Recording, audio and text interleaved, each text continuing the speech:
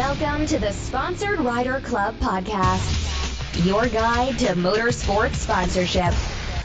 Here's your host, Josh Weesey. Welcome to this episode of the Sponsored Rider Club podcast, which is powered by 4 Wheel Parts. Today we have Joshua Joyner on the show from Hunt the Front. You will find out in a minute what that is all about and what he is all about, but he's got a PR background and the YouTube channel has just been crushing it.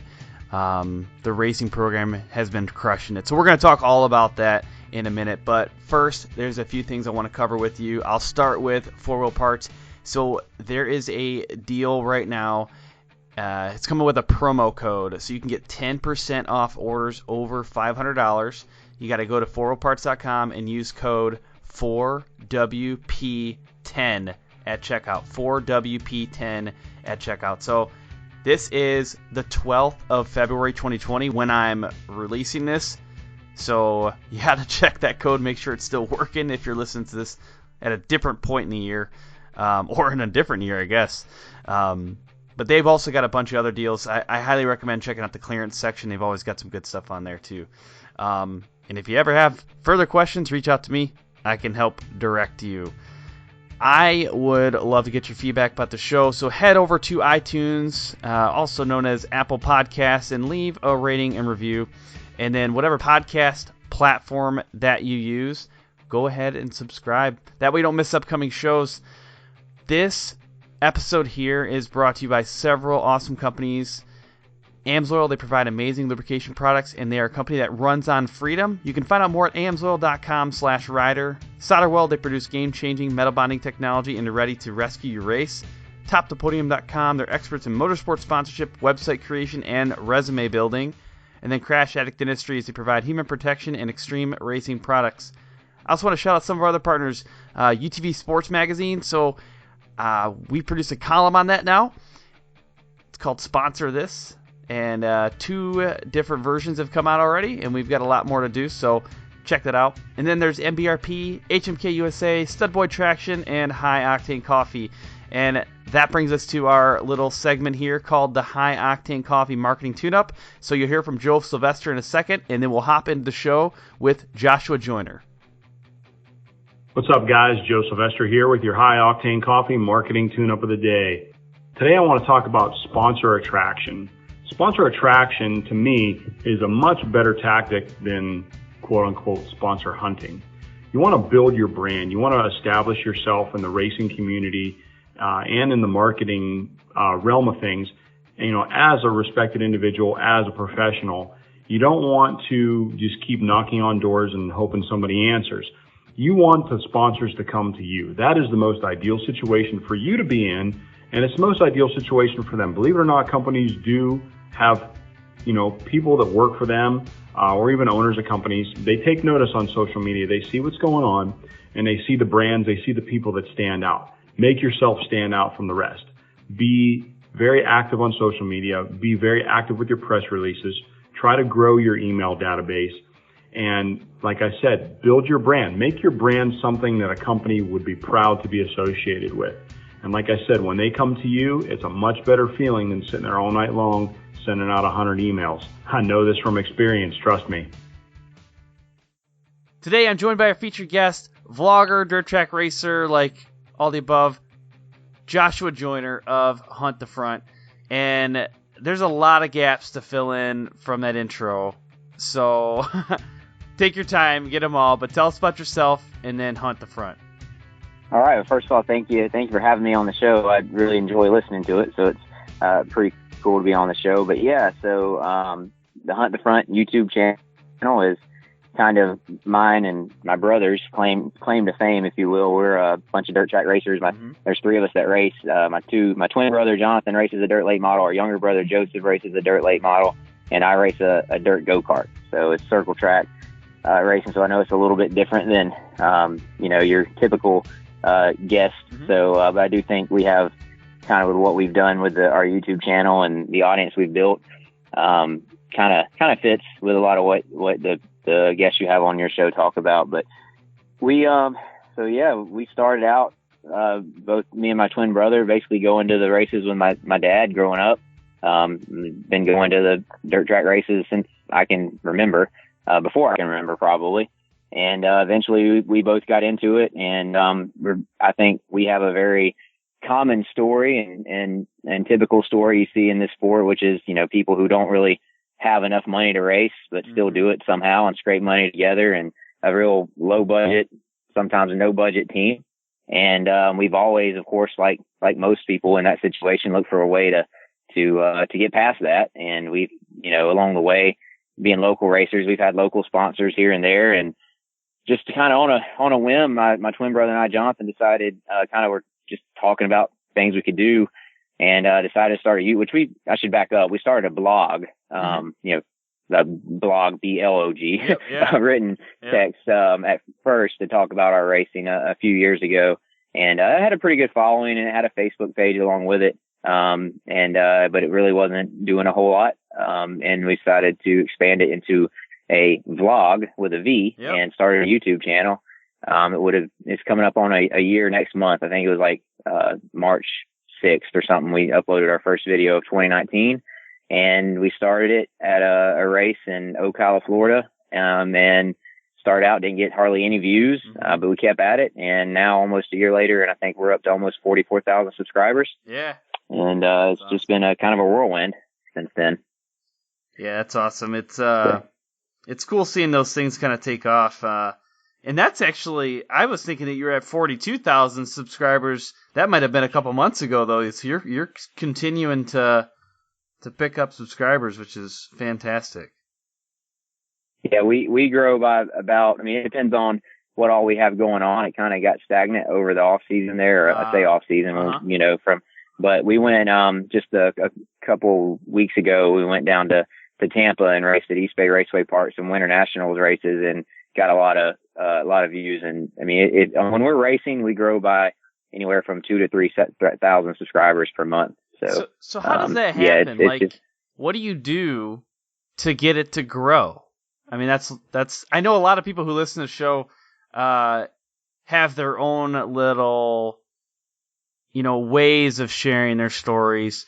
Some of it's YouTube, some of it's Instagram, some of it is TikTok. Like, how does it even happen? Like, how does it even grow?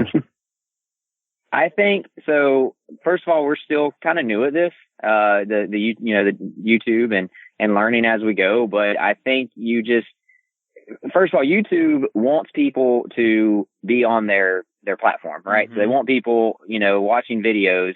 And so they try to, you hear about the algorithm, right? They try to figure out what their users like, and then serve up more content to them that they like, so that they'll keep watching. And so YouTube wants you to grow as a user. So what they will do is suggest your videos to people who, like for us, we're dirt late model racing. So if there's, we've seen our videos, suggested under, if you use YouTube, there's suggested videos under the video you're watching. Anything from, our videos are suggested from anything under the World of Outlaws Late Model Series, their videos to NASCAR, related videos. Okay. And all things in between. So if you're, and then, they're, like I was talking about the algorithm, YouTube can tell first of all, how many people are clicking on your videos. So how many views you're getting, and then how long they're watching your videos, for. So it's not like you can just put out clickbait titles and crazy thumbnails. Right. You have to keep the people, that are watching, that clicking, engaged.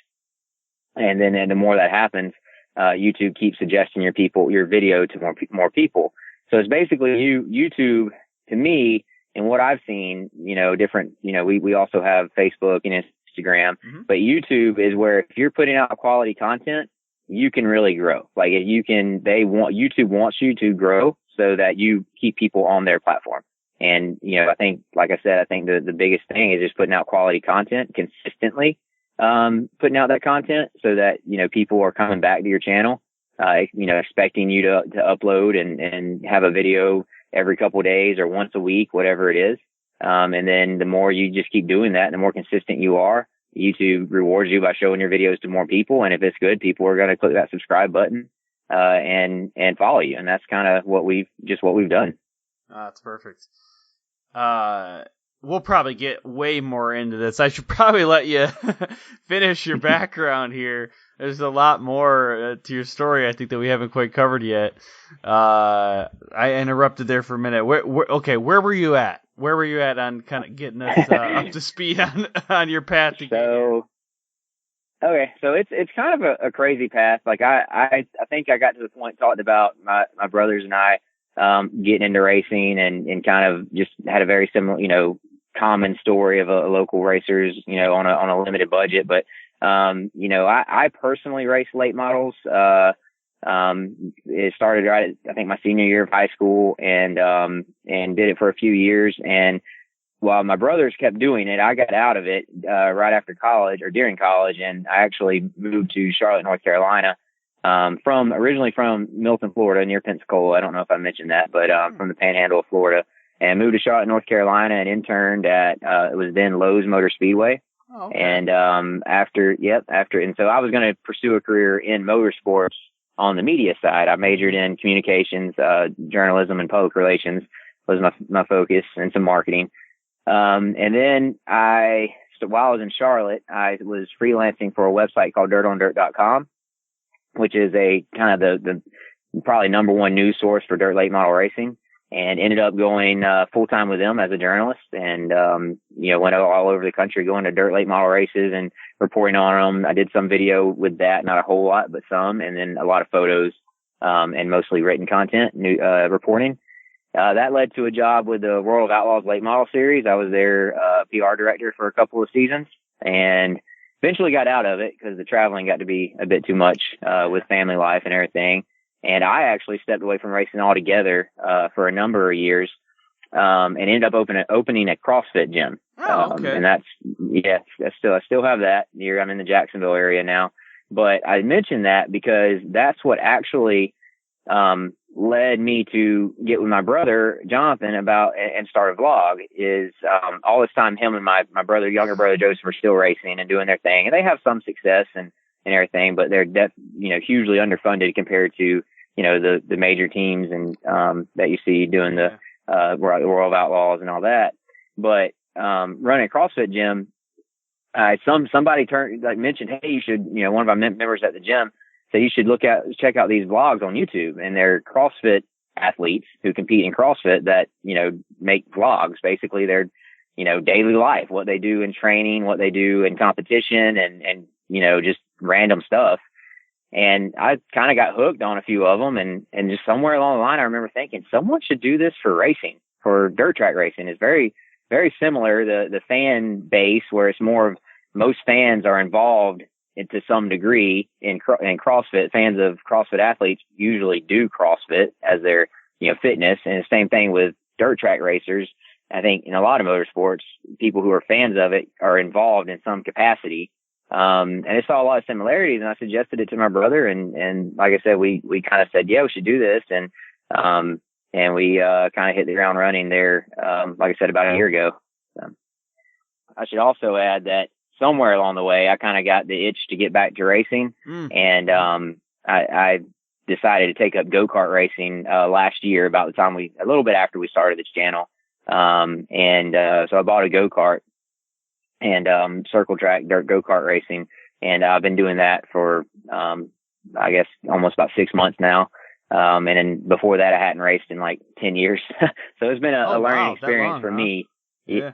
Yeah, it was, I think I got away from racing pretty much full time at the end of the 2007 season, I think it was. Okay. And I raced a handful of times. I'd drive my brother's cars here and there just for fun when they weren't racing, or they'd let me a couple of times. But I think the last time I actually sat behind the wheel, it was like 2011, and then was it 2019, I got a go-kart, and it's completely different. Although you're racing on a circle dirt track like you do with the late model cars, there's no suspension on a go-kart. It's just a completely different, style of racing. So it's been a learning curve, but, we're getting the hang of it. I got a guy that helps me out. His name is Mr. Dave. People who follow the channel, he's become quite the character. He actually saw me in one of my videos, where I was doing the go-kart racing, and put that out as a vlog on the channel. And he saw how much I was struggling. So my next race, he literally just showed up and started helping out. Oh, and really? he had literally like just showed up and asked me. He asked me where my stagger tape was to measure you measure the tires of circumference of the tires to see what the different stagger was, and I was like, I actually don't have one. Yeah. It's only my second race, so I mean, I put I had the size tires that were recommended and the air in them. I didn't actually measure them, and he just kind of rolled his eyes, and randomly just some guy showed up at my pit. The next thing I know, he's walking back. He disappears, and he's walking back with a stagger tape and a few other tools, and he just went to work. Oh, wow. And he's kind of helped me out. Yeah, helped me out ever since. And like I said, it wasn't for the YouTube channel, he wouldn't have probably ever showed up. So definitely been a blessing in a way. Wow, that's pretty wild. It always amazes me in motorsports, people like they just help out. It's pretty wild. I mean, all over the place. It's every sport that I've observed. It just happens. It's not ruthless. I mean, okay, when you're out there racing, I think there's the element of the competitive nature, the ruthlessness comes out, but like there's always someone willing to lend a helping hand. There may be a few exceptions out there, but it's pretty minimal. It's pretty minimal. Yeah, I totally agree with that. And that's one thing, being away from it for a while that I missed. So getting back into it's been really cool. And that's one thing with the go-kart videos has been really engaging for our channel, because we have so many people who are watching me struggle with it and learn and not knowing the karts and the different setup and really try to help. It's actually been pretty cool the way that's all worked out. Ah, that's good. That's good. I was gonna ask. Oh shoot! I took a note on this and I lost it. Oh, it was gonna be the best, amazing question ever. You would have just had your mind blown by it. But never mind. I forgot what it was. I didn't write it down.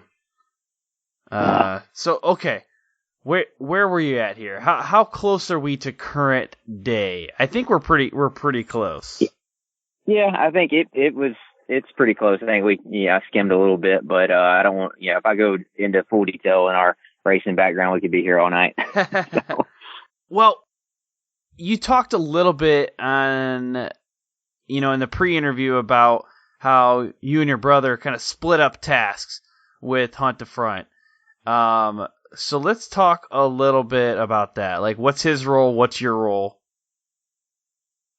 Yeah, so really, there's three of us. There's three brothers involved, and it's my twin brother Jonathan and I are kind of the ones behind the channel, and then our younger brother Joseph, he's really just the driver. Yeah. And so, and I guess I really, in talking about the background, like I thought a lot about me, but really it's important to know that the channel kind of revolves more around Joseph's racing. He's kind of our I don't want to say the star of the family, but he's definitely the one who's done the best and made it the farthest. And kind of, our channel revolves around, his kind of telling the story of him trying to become somebody in the sport, and trying to make it.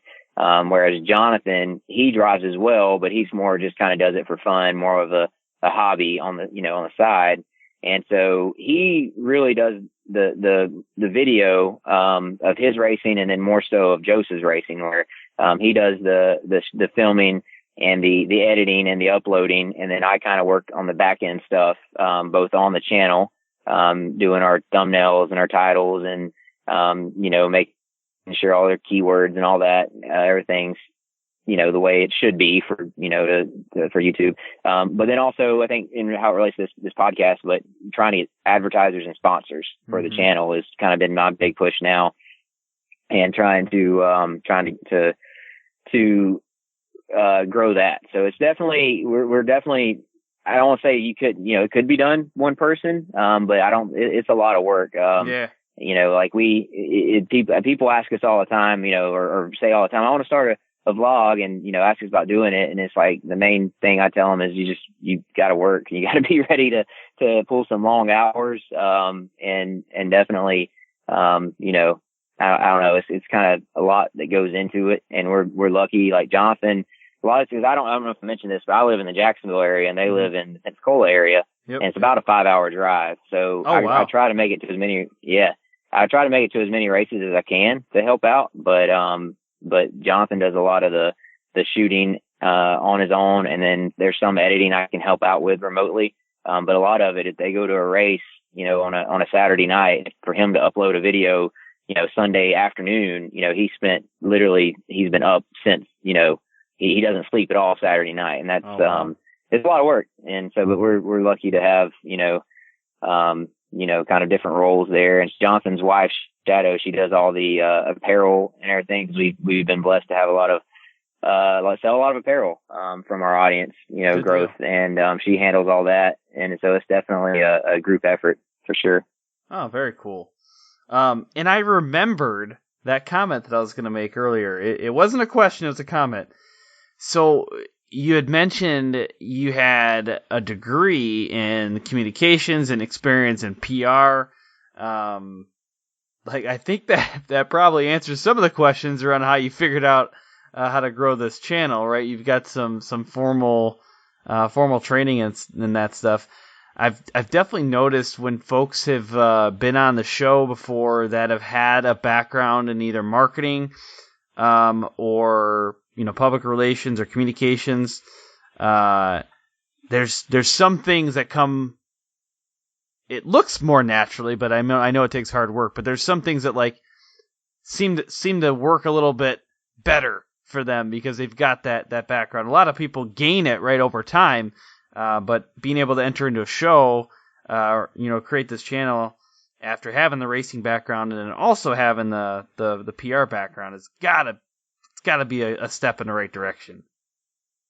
Yeah, I definitely think it helps. And the other thing I will say is that, Jonathan, my twin brother, is an English teacher, and it may not seem like it relates, but the biggest thing we do with our channel, both individual episodes and the whole, point of the channel is you're telling a story. Yeah. And that's how you keep people engaged is by telling a story.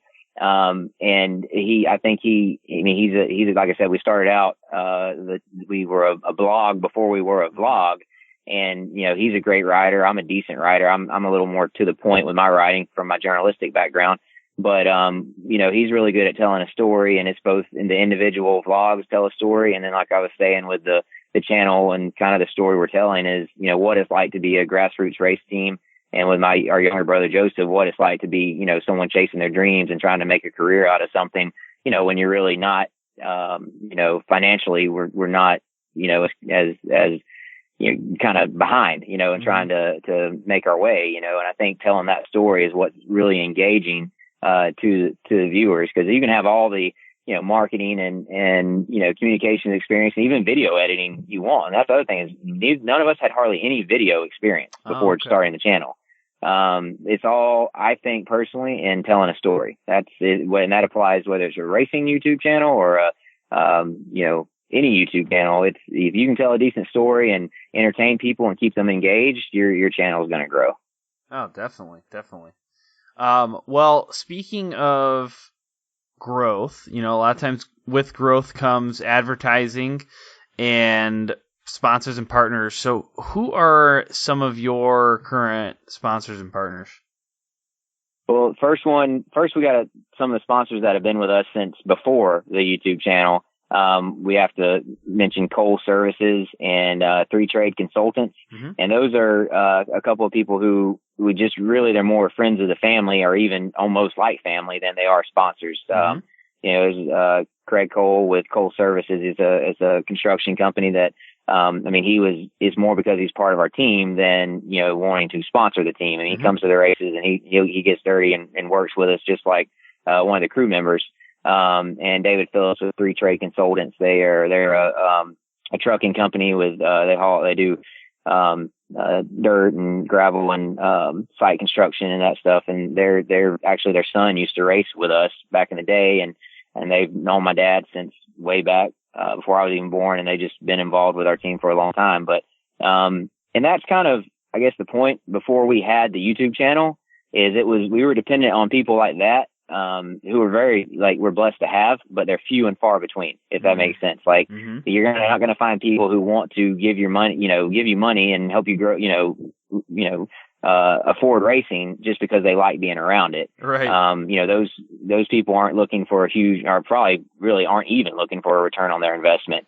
They just want to be a part of it and support you because they like you or they like I said, want to be around the races.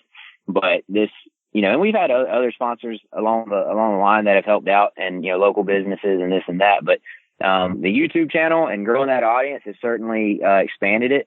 First within the sport, we were able to get on board with Capital Race Cars out of Georgia. They're a chassis brand and car builder that gave us a good deal on first of all, on Joseph's new race car, a couple years old, much better than what we had. We were running older chassis, outdated technology, and they hooked us up with a new car for Joseph, and then they saw the benefit and how much exposure they got by supporting Joseph, and eventually hooked us up with a car for Jonathan. So they both have newer cars than what we had. And he has Capital Race Cars and Marshall Green. They're out of Georgia.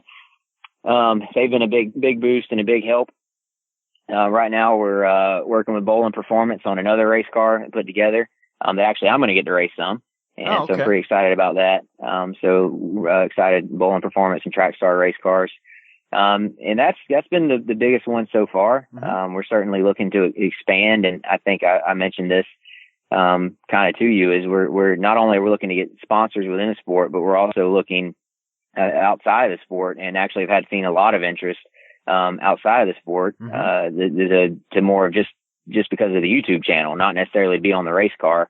And that's something I think that creating an audience, definitely it expands your reach, expands your opportunity, more than I ever thought it would. But we've got, some good, things we're working on. We just had a speaker company that actually reached out to us, Cove Bluetooth speakers. They've, put a deal together. They're going to be in a couple videos, and, Keeps, which is actually a hair loss prevention, foam and not medication, but, that hair loss prevention deal like that actually is pretty cool. Yeah. It's actually, I know what you're talking about. They're all over the place. They're on, do a lot of digital advertising, and they're even got some commercials on TV. It's actually pretty funny, and I'm comfortable saying this, and I got to get comfortable saying this because there's about to be in some videos coming up. But I've struggled with hair loss like a lot of men getting older, and I actually tried their product, liked it, and I felt like it worked for me, or at least slowed down the hair loss. And actually say my wife is the one who bought it for me. So and I liked it, and actually just reached out to them and said, "Hey, I like your product. We have this audience. I want to promote your product to my audience," and they were all for it. And that's been one of the first main ones we signed on. And it's I'm looking forward to kind of expanding that approach. As far as just more of advertisers to our audience rather than sponsors for our car, if that makes sense. Yeah. No, that's cool. I actually am going to ask a couple more follow-up questions after the break about that. I'd like to hear a few more details on the Keep story. But right before that, I want to take a quick second, thank the sponsors for this podcast, and then we'll hop into the main event. Let's talk about your truck for a minute.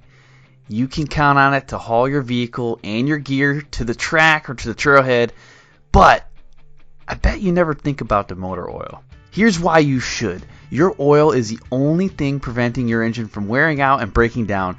To keep your truck running strong, look for an oil with added wear protection.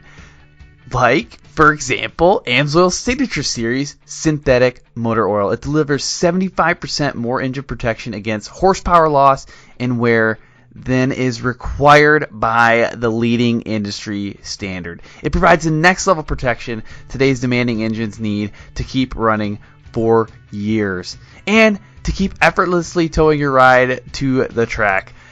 Go to AMSOIL.com/rider to find out more. Make the switch to AMSOIL Synthetic Motor Oil today to keep your vehicle running great. Hey guys, George Hamill here to talk about SolderWeld's new off-road repair kit. If you're a racer of any type or an off-road enthusiast like myself, you're going to want to take a close look at this product that bonds metal on the spot. SolderWeld has combined some of their most elite products into one small kit that fits perfectly under your seat or strapped to a roll cage and allows you to make some insane fixes anywhere you go. How many of us have been in a race or out on the trail and got a rock chip in a radiator or brake line? We have seen a top-tier desert race team at the 2019 Min 400 taken out by a simple rock to the radiator. If they had an off-road repair kit on board, they could have been back up and running in just minutes. The kit includes everything you need to work on dirty aluminum, stainless steel, copper, and many other metals. SolderWeld's cutting-edge technology allows you to make these fixes with extremely low heat and incredibly high tensile strength, leaving you a lasting fix every time. Don't be that guy broke down on the side of the trail. Get your off-road repair kit today, and your friends will thank you. 2 questions I get continuously about this show and about sponsorship is, do I need my own website and do I need a resume? The answer is, in my opinion, yes to both, and that's why we partner with TopThePodium.com.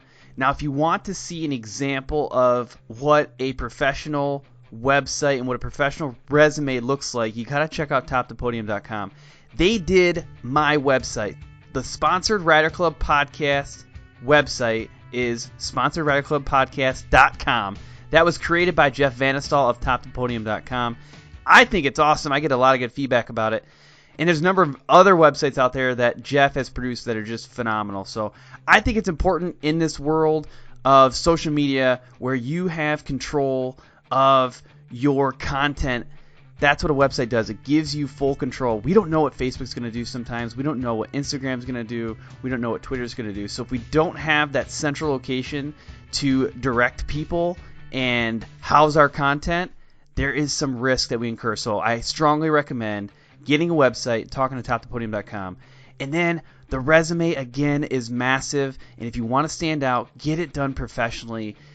And honestly, it is one of the best ways to step up your game and present yourself in the best way possible. Safety is our overriding priority. I hear it all the time, but I have to ask myself, is it though? Is that the first thing we think of? Is that the first thing you think of? Over the past couple of years, we've seen the performance of production UTVs increase, somewhere around 350%. That means these machines give us a lot more opportunity to have fun and win races, but it also, unfortunately, gives us new opportunities to crash. And that's why we have partnered with Crash Addict Industries. The owner, Travis Pointer, became very accustomed to crashing early in his career. He saw it as inevitable, and he set out to make the process safer. With a passion for racing, welding, and engineering, Crash Addict Industries now produces full cage and other protection systems intentionally designed to protect you during an accident on the track.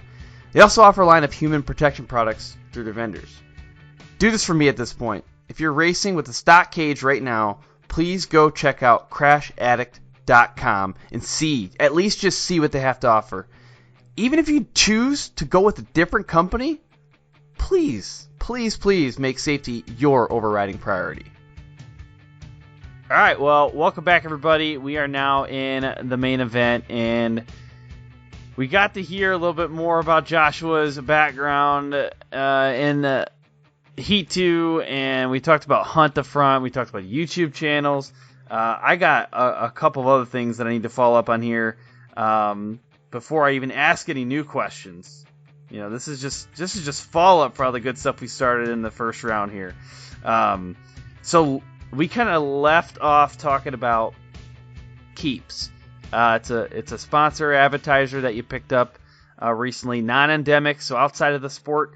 And he said you reached out to them because you like their product and you wanted to see if they want to come on board. What does that mean? What did you do when you reached out? How did you do that? Well, I did a couple of things. So I recently got on LinkedIn, which is a great way to see who works where, like the marketing people at the companies that you want to reach out to. And so I found some information there, and I sent an email to a person, just it was a 4-paragraph email, short paragraph saying, who I am, who I represent, what we have to offer, why I like their product, and what I want to do. And I sent that to them. I didn't get a response. And so I actually sent a message to their Instagram, just a DM saying, hey, I love your product. I have this audience and would love to promote it. Who can I reach out to? And they sent me a reply. I can't remember what the reply said, or told me to reach out or send an email to their generic email address. But like the next day, the person I had sent the original email to followed up and we okay. kind of went back and forth. Yeah. Kind of went back and forth and, came up with a deal. And, it's surprising because the terms I suggested as far as the mount and everything, I think I was a little too low because they jumped on right away.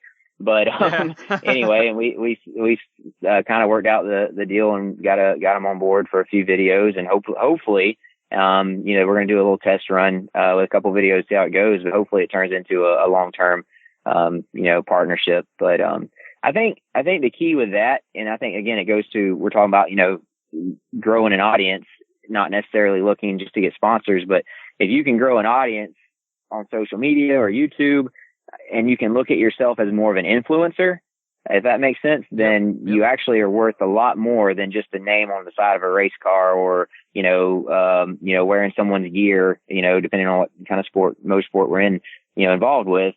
And I think that's been the biggest key is, whenever we look at ourselves, with Hunt the Front as influencers, because we do have a decent sized audience, but also a very captive audience and a very engaged audience, that we're able to, really, I think, have more to offer, than just like your typical sponsorship. Mm-hmm. I just published a column in UTV Sports Magazine, about influencer marketing. That's what we do. That's what this whole thing is. The sponsored rider gig. The people who create content and, sell it for something. They're typically like, especially if it's a celebrity or, a racer or a rider, some face, typically they're referred to as influencer marketing. So that's it. You nailed it. Yeah. And that's one thing, just to kind of, finish that thought up, is an influencer. And because I've done, obviously now kind of figuring out where we fit in influencer, I've done some studies on it or, research on it, and you don't have to be have a huge audience to be considered an influencer. That's right. You just have to have an engaged audience that you're able to influence. And, some of those, smaller brands are actually looking for smaller influencers, because you're going to be more along the lines of what they can afford. Whereas, going with a bigger name and a celebrity, one, they might not have the engagement of a smaller, influencer. And two, they're probably going to be a little more pricey. So, if you can build an audience and and have them engaged, you can then, use that to find advertisers, hopefully with products that, you power passion or believe in, and can, then sell to your audience or promote to your audience. Mm-hmm. Yeah, definitely. A lot of people ask me that, like, hey, I'm just getting started. Maybe I got an Instagram page or something.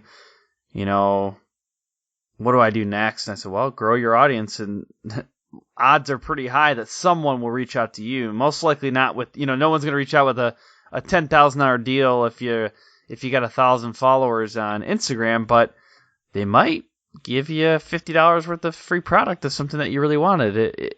This happens a lot. I almost call it myself micro sponsorships. Like, I think a lot of companies, they'll say, all right, I have a pool of, I don't know, let's say $5,000. Do I give $5,000 to one person? Do I spend $5,000 on Facebook and Instagram posts and promotions, or do I give $500 to 10 people? Something like that. Like all these little micro influencer things going on, and I think a lot of companies are doing that now. They'll give out just, here's one free sample here, or not a free sample, but a free product. Say maybe it's a $50 product to a ton of people, 10, 20, 100 people, and all of a sudden they just see their message like spread like wildfire. Yeah, definitely, and that's been one thing definitely with the product. Since we started the channel, we get a lot of, but you take it, when it's just, hey, you want this product, it's like, yeah, we'll try it. And if we, we'll accept it. And if we like it, we'll feature it on the channel or at least have it in there. And if someone asks about it, we'll tell them where we got it from and whose it is. And, at first it's like, you don't, that stuff adds up, the free the product sponsorship or whatever. And so you don't turn it down. But at first it's like, well, I'd really like to get some compensation, but then you realize when you do the math how much you're benefiting from that. So definitely, as you're growing and starting out, those sponsorship or product sponsorships really can help out and mean a lot. And we've got some things right now. We mentioned sponsors earlier, that we're working on, and we've had some product sponsorships. And one of them is QA1 Shocks. Is come on board with some product that they're going to send us some shocks for one of our cars and some different stuff. But, you start out with the product and you never know where it can grow from there. And we've seen that some of our product sponsors that are looking to expand and do, monetary deals. But, you got to start somewhere. Oh yeah, definitely. And something else, just kind of a follow up from before that I didn't ask more about. You had mentioned I think it was in our pre-interview, just so everybody knows, I talked to all the guests for 5, 6, 10 minutes before a show and just make sure we're aligned and everything. And one of the things you had mentioned is that you also do a podcast for your Patreon subscribers or followers. Now I know what Patreon is, but I don't know if we've really talked about it on this show. If we did, it was somewhere mixed in. We haven't talked about it much. Can you tell folks what is Patreon and what does it mean when you do a podcast for your Patreon followers? Yeah, definitely. So Patreon is kind of I like to think of it as a fan club, right? So we have our followers and our audience on our YouTube channel and that follow us on social media. And then we have the people who really want to go more in depth, right? Who want to support us, by paying us some money, but more so have more behind the scenes. And so Patreon is a way. It's designed for creators, YouTubers, podcasters, musicians, where you can create a kind of like a social media page almost on there. And you set it up where you have memberships and you sell those memberships, and people who join, they pay monthly, and you can have different levels. Our membership levels are $5 a month, $10 a month, or $20 a month, and you get different things for that. Everyone who joins gets access to our weekly podcast that we do, where it's myself and my two brothers and another one of our crew members who's kind of like a brother almost. His name's Jesse. He's been around forever. He's my younger brother Joseph's age. They're good buddies, and he's become quite the character on the blog. And the four of us, we get on a Skype call and just kind of talk racing for about 45 minutes or so, up to an hour, and people like it. We also do live updates from our races when we can, when we have the signal and have the time. Yeah. And we try to do a weekly extra video, just a kind of a video check-in, not necessarily a vlog. It's not fully edited and all that, like the time we put into a vlog, but just kind of an update. And so it's been pretty cool. Like, we were surprised how that took off. We started it in November. We've got, I think 270 people on there. Nice. And it's been nice, a nice little, boost. And I think they enjoy the extra content. And that's something I think I really feel like in our sport anyway, in dirt track racing, you don't see fan clubs. And that's something that I think if you have your, and also I should mention our patrons get depending on what level they go in, they get, apparel. You get a shirt if you're at the $20 level, every so often. And so it's kind of a benefit there, but that's something a lot of racers, if you have a decent sized audience, I think could look into. Not necessarily Patreon. They have requirements on there as far as being a creator, and whatnot. But, there are other ways to set up a membership based, content that people could do, that I think a lot of it, if you have, like I said, if you have an audience, a decent sized audience, you might have fans that are willing to put a little extra money your way for giving them extra content. Yep, definitely. Yeah, I'm glad you described that a little bit, because there are a number of people who listen to this that now have created, like I was saying before, YouTube channels or some sort of channel to share their stories and their content. And that is one other avenue. I created one, but I never did anything with it. I kind of forgot about it. I never actually did anything. Same with Pinterest. Yeah, I created a Pinterest account after one of these shows, and I never did anything with it. But it's hanging out there. So yeah, if you are, if you're listening now and maybe you've already got some sort of channel and you're thinking, maybe there's a way I can kind of leverage this a little bit further and create some bonus content for folks on a weekly basis. And it's, check it out. I definitely suggest you need to be committed to it though, because when you get that feeling like where your people are paying you, and if you're not producing any extra content, it becomes like a kind of a you need to get back on it. So the people are going to pay you, and you fulfill on it and give them the content. They'll keep them happy, and it's a nice little every month they get that little boost. We get that little boost at the beginning of the month. It's it's nice. Yeah, that's awesome. Well, I've got all of these questions in here around content creation and partnerships and stuff, but you've already answered a lot of that. So I'm going to hop to this next one here about lessons learned. I mean, you've been doing this channel for a year now. You've been racing for a lot longer than that. You've been in PR for longer than that. You've been in journalism. What are some other big lessons learned, from wins, from losses, successes, failures? What are some other things that you've kind of taken away that folks can learn from? Well, I think one thing, talking about successes and failures, and this goes back, all the time in racing, and you can't. I can't remember where. I actually just heard someone talking about it, and they're talking about how you don't want to get really high with the highs or really low with the lows, no matter how great you're doing and things are going, or how terrible they're going. You want to be kind of emotionally and with yourself, your demeanor kind of right, even keel, riding the, not riding the waves, right? Mm-hmm. And obviously in racing and anything competitive, when you're winning, you want to celebrate and enjoy it, and that's great. But the next weekend or the next race, you could end up crashing out on the first lap, or not making the show. We've been there before. Win one weekend, go off racing the next weekend and not even qualify for the feature. And if you kind of, let those ups and downs get to you and affect you, then it becomes this whirlwind of emotions that I think in the long run is not good, and kind of it leads to just the problems. And I think with the YouTube channel, we found that's kind of the same thing. Like when we had a kind of a stretch there, I think it was in September, where we had just gotten the capital race cars for Joseph, and he went out and swept the weekend, 2-race weekend at our local track, and it's the 2 biggest wins of his career. And the brand new race cars, and we went from, I think we did 4 videos. We did 2 videos leading up to that week when we got the new car and putting it together, and then the 2 race videos, and our views was the highest it had ever been. Yeah. And then we turned around and went to Eldora. We didn't go race. We went and as spectators and vloggers, for the World 100, which is, for those who know, it's the biggest dirt late model race of the year.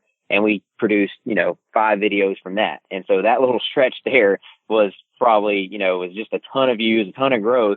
But then the season kind of tapered off, the end of the year came, and we had a couple more races, but man, we were living the high there after those 2 weekends in a row, and thinking, man, we can all quit our jobs. We're going to be, bringing in the audience is just going to grow like this, and we're going to be at 100,000 by the end of the year, subscribers, that is. And then it hits you at the end, when there's no racing going on towards the end of the season, and the interest is down and the growth goes down, and you can really get, dejected about it. But you kind of just got to remember it's all, that steady growth all along, but keeping your even keel along the way, I think is very important. Whether it's racing or whatever you do. As far as from the lessons I've learned from the, content or, the YouTube channel itself, is I think it's right now is you need to be making video, producing video. Yeah. If you're trying to grow an audience, it's not about pictures. It's not about text. It's about engaging video. And I think there's a lot of statistics out there to support that right now. And something like, the percentage of, people who view videos on their phone and on social media is something like 70%. Social media engagement is on video right now. And I think that's only going to grow, because producing videos right now is so easy to do. I mean, we do ours. We don't have anything special as far as cameras. We use GoPros around the pits while we're in the pit area, pits shooting video, and the GoPros on the car. Mm-hmm. We have one, I think it was a $500 camera to shoot from the actual race footage. And then we edit everything on our phones on iMovie. So there's no excuse really for not producing if you want to grow an audience and have something to show your to sell to sponsors and advertisers.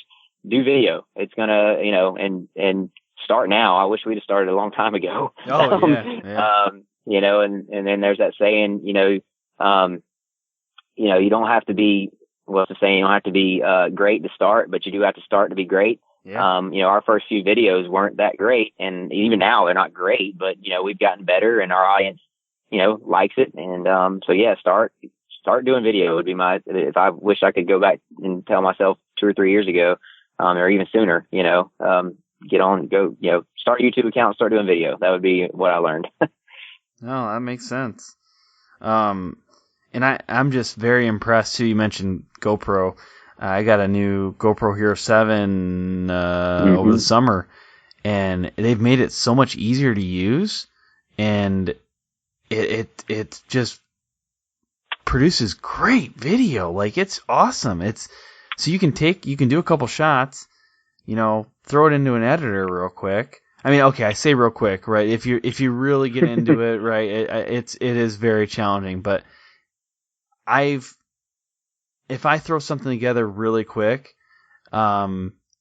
it's enjoyable to watch to an extent, or at least I enjoy watching it. And I'm just so impressed with where technology has come, and how good of quality you can get for a relatively affordable price. And it's awesome. So yeah, for people listening, like, take that advice, and if you haven't been doing video, or if you want to play around with it a little bit, you can invest a smaller amount of money, right, and get, a GoPro camera or some relatively cheap camera, do some shots. I mean, use your iPhone or your new Samsung. Like, they produce pretty good images and video too. So give it a shot, and I always welcome feedback on here about how it went. Yeah, and one thing I would say is, our vlogs that we do, they range anywhere from, 15 minutes to 30 minutes, the actual episode. You don't have to do it that long, I don't think, if you're just getting started. We could get into the optimal viewing time for YouTube, but even if it's just on Facebook or, Instagram, stories, doing video on there from your race nights, and putting together a short in-car video, get a GoPro, put it on your car, and do some highlights of your race from inside the car, or from your bike or whatever, motorsports you're in. Start somewhere. You don't have to start by doing full-on vlogs like we do, because they are a lot of work to do all the editing and going through all the video at the end of the night and putting it together. But start somewhere and, grow from there. Oh, perfect. I have one question left, and that's part of my lightning round. And I have honestly not been asking this question that often lately, and it's one of my most fun questions to ask. But hey, you get it today. If you could sponsor anyone in the world, who would you choose and why? Well, if I could sponsor anyone, and I mean, it's kind of selfish, but it would be my brother, Joseph. Yeah, that's what I was going to say, too, if you didn't. That's one thing. I think people, and it comes through on our channel. I think you and I told you this during the before the show while we were talking there, how we are a very family-based channel. Very family oriented and family values. And I think that's one thing we're a really close family, and I don't race as much as they do. I'm not in, I don't race the cars. I do my go-kart racing here and there, but I get as much joy from it and thrill from it going and, cheering on my brothers racing and watching Joseph as he's trying to climb in the sport. And, like I said before, make a name of himself and maybe make it, become a professional at it. And if I could help him do that any kind of way, I would. And that's what we're doing. The channel is not just obviously it's not just to help him, achieve his dreams and his goals. My brother Jonathan and I are doing it. We see a financial future in it as well.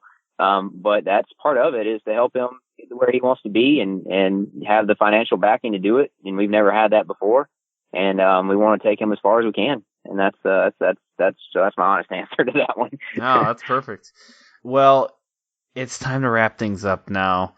This has been a lot of fun already, but we're not done, but we're pretty close to being done. I like to ask people, what's the one thing that the listeners should take away from the show? If they forgot everything else, what's that one thing?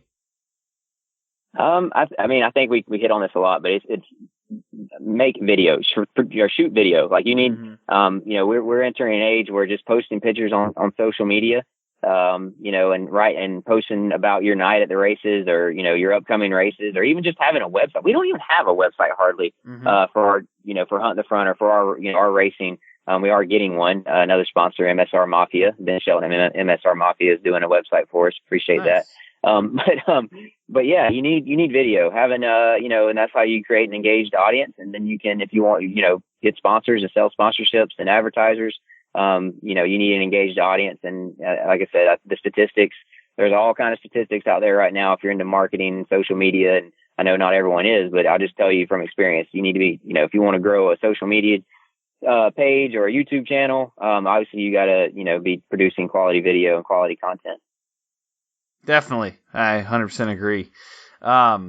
What's the best way for people listening to connect with you? And then also, where do they find Hunt the Front? First of all, Hunt the Front is, you just look up Hunt the Front on YouTube, and we usually pop up, or if you, I think it's YouTube.com/Hunt the Front 56. I think the Hunt the Front just by itself was already taken, but okay. we do have a website, even though we don't update it quite often. It's huntthefront.net. We will be getting a new website pretty soon with that. Me personally, you can look me up on Instagram at Joshua Joyner. I do have a Facebook page as well. I just started trying to grow my own Facebook page. It's Joshua Joyner on there, and Hunt the Front. We have our own Facebook page as well. Trying to grow. We're closing in on 20,000 followers there, so we'd like to grow that. So look up Hunt the Front on Facebook, and you can shoot us an email to huntthefrontblog@gmail.com. Awesome.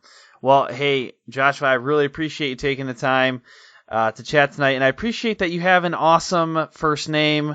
One of the best that's been on this show, first name wise. But no, I had a blast. I learned a lot. I think the audience is going to learn a lot too from this show. But we got to end it now, and I'm going to leave you with this. Have fun and ride safe. Thanks for tuning in to this episode of the Sponsored Rider Club podcast, which is powered by 4-Wheel Parts. I want you to make sure that you are subscribed to this show, whether it's on iTunes or Google Play or Stitcher or wherever you listen to podcasts. Hit that subscribe button so you don't miss upcoming guests and upcoming episodes. And then follow us on social media. We're on all of the platforms. You can find out the most content, though, on our Facebook page. That's where we do our live videos. To get some insider access to upcoming guests, you can also check out the Sponsored Rider Club on Facebook. It is a support network where you can ask questions about best practices and get feedback from our audience. And I also highly encourage you to check out our column in UTV Sports Magazine called Sponsor This. A special thanks goes out to our sponsors, 4-Wheel Parts, AMSOIL, SolderWeld, Bold Racing, TopThePodium.com, and Crash Addict Industries. And I also want to shout out some of our other partners, MBRP, HMK USA, Studboy Traction, and High Octane Coffee. I look forward to serving you again next week. Until then, have fun and ride safe.